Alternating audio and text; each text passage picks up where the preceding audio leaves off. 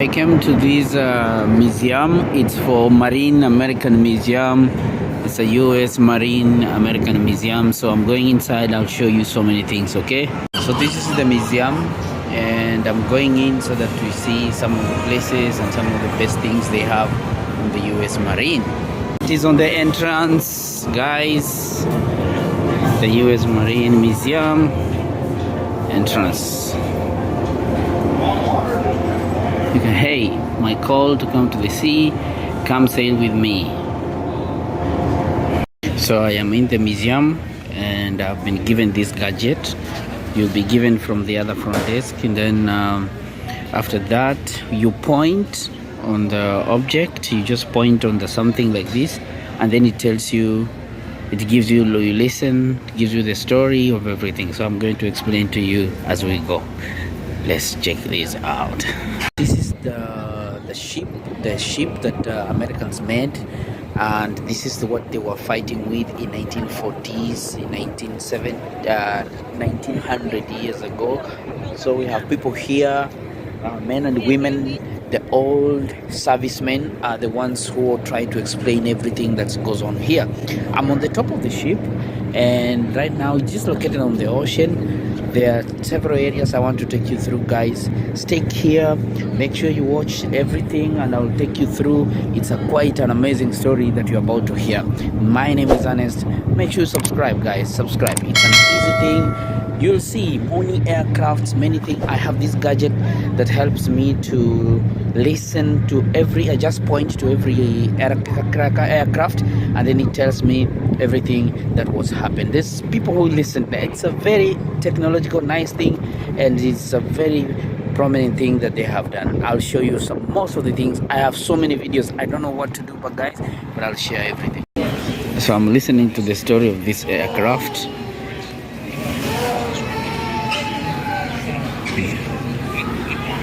This one here, you just point, and then I'm getting some stories. Guys, this is one of the engines that the airplane, I think the airplane that they say Putney Whitey double wasp engine, they say that this is the engine that won the war. I want to show you some of what is going on here. This is just amazing, you know, an amazing thing. There are some parts here for you to see. Maybe this is I think the Navy aircraft. I want to point at it, and then we listen to what you point this gadget here, then we listen. Yes, you look at the back. There is a wheel, there is a tail. Yes.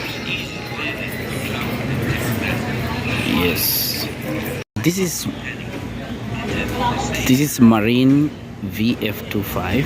Okay, so I want to point at it. You look at the wings have been flipped up, and now I want to check what's the story about it.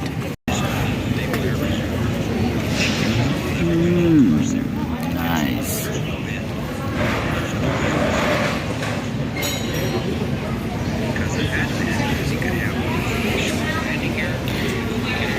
Under the wings there's a landing area, so it used to open up the wings so it can reduce the highest speed ever.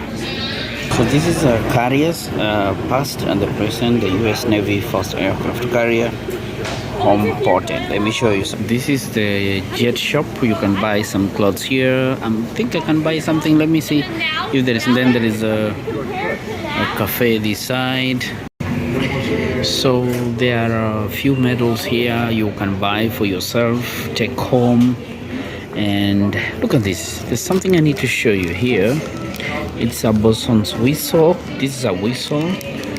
Even this one is an opener, but it's made in bullet style. There's this one, $15. It's compass direction. It shows you where northeast and east. Then there is this vintage collection. I think this is what? Vintage stainless steel flask. Wow, a small flask. Look at this. Very nice. It goes at $12. Wow, beautiful. You can buy as a souvenir. This is where things now become nice. Okay, this one is $38. This one, United States, San Diego, California. My God, 25. I left my card. I could have bought this one. Then there's US Midway, San Diego, 1945 to 1992. Guys, then the Constitution of the United States of America. This is a book that states the Constitution of the United States of America. You see, it's $9. Wow, this one I'm gonna buy this one now. This one I'm gonna buy. Okay. So it costs $9. This is mine. Look at these, Mom.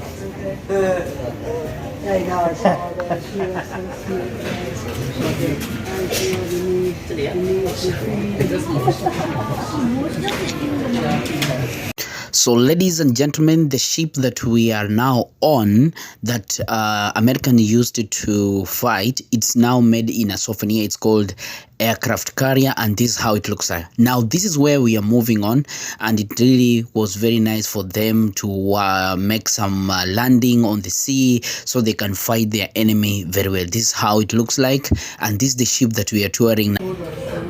There are so many badges for US military and what they mean from 1700 military aircraft. You can see them there.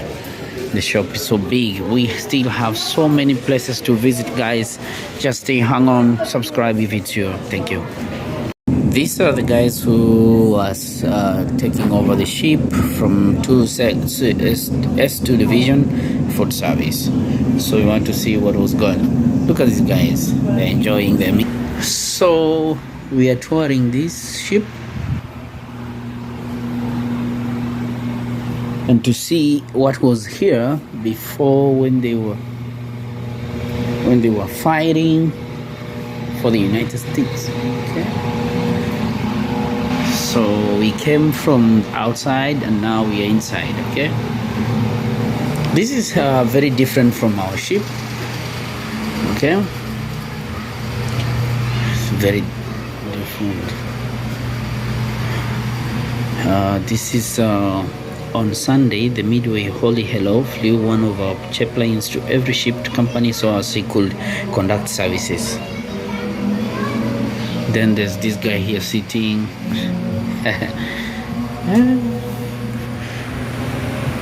This is a military ship. Now here, let me listen.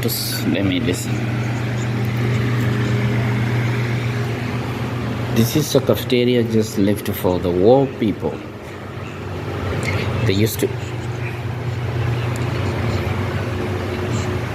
Yes, they lived in the ship, and this was the cafeteria.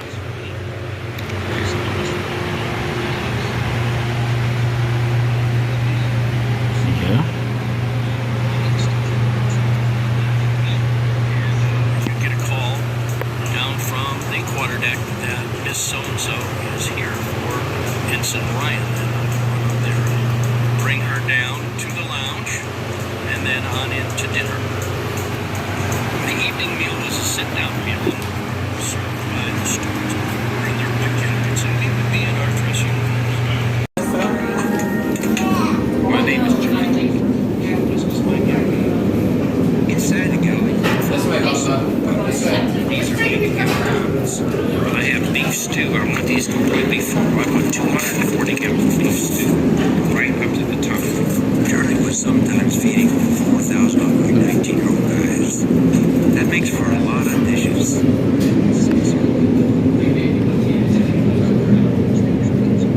I'm on the top of the ship, and right now just located on the ocean. There are several areas I want to take you through, guys. Now we're ship.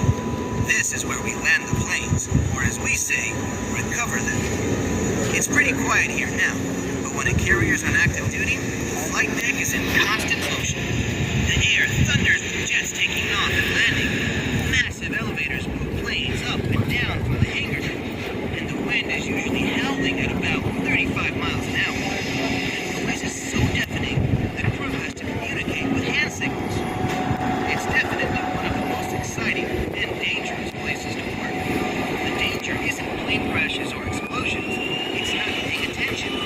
If you aren't careful, the cable from the arresting gear could snap and cut your legs off. Even an idling engine on one of those jets could lift you up and blast you right over the side of the ship. As the old timers say, up here, you gotta keep your head on the swivel.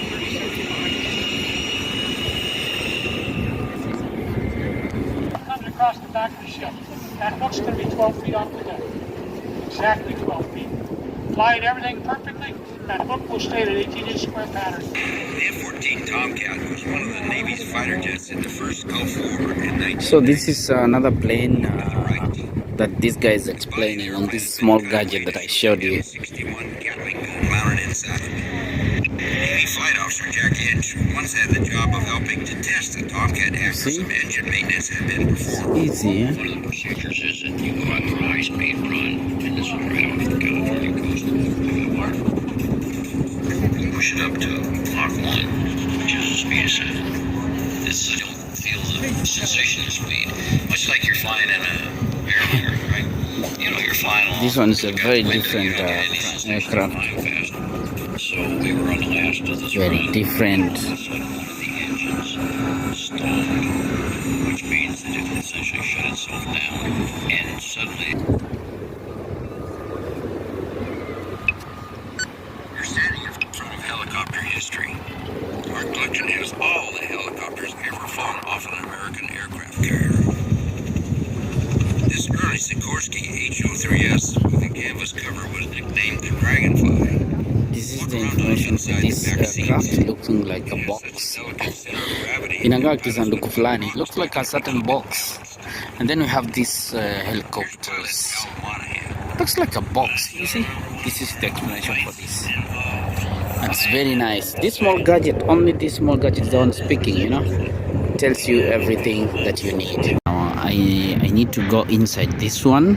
Alafu tuone how was it inside. I want to go inside of this one, okay? It needed special flying technology. Those two sets of rotor blades rotated in opposite directions to keep it extra stable. So you're going inside. Stairs. Let's go inside. This was the plane. Night flying. This was the Take plane. a seat on one of the red benches. You can see pilot Here's sitting the there. pilot Doug Hale. Because it was so black out and no light, you had no horizon. So you really have to depend on your gauges. So you're looking at your altitude, looking at your heading and your airspeed to In the help back. create the world, and you really can't see it. So you have to trust your instruments Ah, to keep you he's honest. taking You pictures. have a lot of room for error, but you don't have to feed. If we were operational, you'd be surrounded by boxes, bags, and crates. This is how it looks inside. Supplies to Midway in this helicopter. Everything from ammunition to airplane parts to dried beans. It was a That's what he's explaining about this aircraft. tremendously reliable. This one here. The H-46 could carry So we need to go there. There are stations here where people can walk you can listen to whatever you want, and then there are stations where these officers, they are paid. These are a place where marine officers of the United States, after the fight of the fighting, this is the ship that was working when they were in the sea, and now many stations here, they explain to you, some of them they are still alive, so they get paid with a little amount we pay at the gate, the entrance fees, and then you get they get something in there at the end of the month besides what the government gives them. And also it gives us an opportunity for generations to see what happened in 1940 something some 100 years ago. Thank you. Now that is our ship. Our ship is there, but this marine is just next to it. So from here I'm going to walk. Don't worry guys, I'll be around. Okay. Is to launch him as quick as possible and then turn around and recover them as quick as possible. So with 2 catapults on Midway, we could launch an airplane every 90 seconds. That was our standard that we met regularly. So every 45 seconds, you've got a plane launching either from this catapult or this catapult. So this catapult, this guy just took off, 90 seconds later, this guy's gonna go. And again, they're operating about 45 seconds off, off from that. So this one, this one will go 45 seconds later, this guy, 45 seconds later, the next one off of here. Get them all airborne as quick as possible. Now they're all going to come back. They're all running out of gas. We want to get them all aboard as quick as possible. This is the place where I am right now. The ships are moving. That is the passenger ship, our ship, Princess Cruises. And then, this is where we are. Where I am now is where, this is the first ship the Americans made for aircraft fighting in the ocean. It's a field but on top of a ship. Okay, I think I showed you. Okay, we are about to listen to what happened to this aircraft. Okay, it's a 461 Colonel John Gilney Jr. I think it's for rescue. As you can see, there's someone there seated. There's someone there, someone here seated. And how to read today's flag signals. These were the signals. Okay, now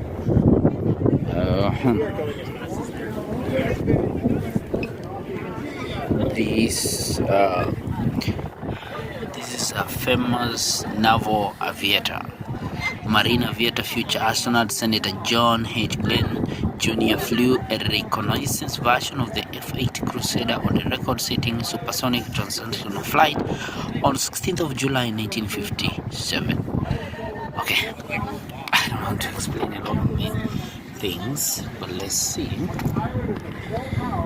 I flew the Crusader 195 times from the Midway. Yeah. Look on top of it, where the wing meets the body. Yeah. You can see some extra space there.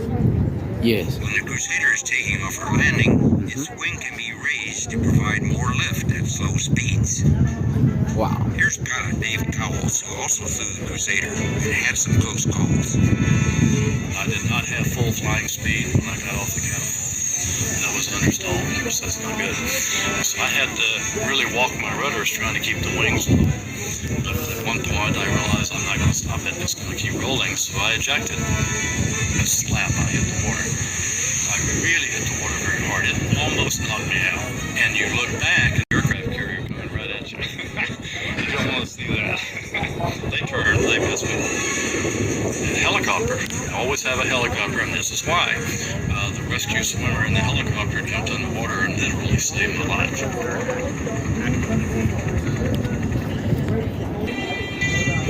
The A-6 Intruder was a medium attack bomber that could do all kinds of jobs. It featured an advanced navigation and radar system. Pilot Pete Young. We had something that was unique in its day. We called it the stable table. The A-6 had its own inertial navigation system. We had 2 radars. That big round dome out in front housed a state-of-the-art search radar, as well as a targeting radar that was used to be able to track a specific target. Pete flew the Intruder during the Vietnam War. We'd take off from the aircraft carrier after dark and fly over to an area of the Ho Chi Minh Trail, perhaps maybe 100 miles long, and we would fly up and down the trail area there. A lot of times the communists used large transport trucks, and so they would show up on our radar. And our job was to detect them and keep them from moving, either by dropping directly on them or by destroying the trail in front of them.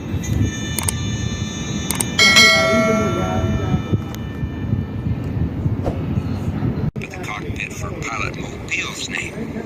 The day I got into an A4, I said, I never want to fly that again. The Skyhawk was small, but it packed a lot of punch. Up to 8,000 pounds of bombs and rockets. Peek under the wing. They're still there. The A4, we go over bombs and rockets in 20 millimeter. Above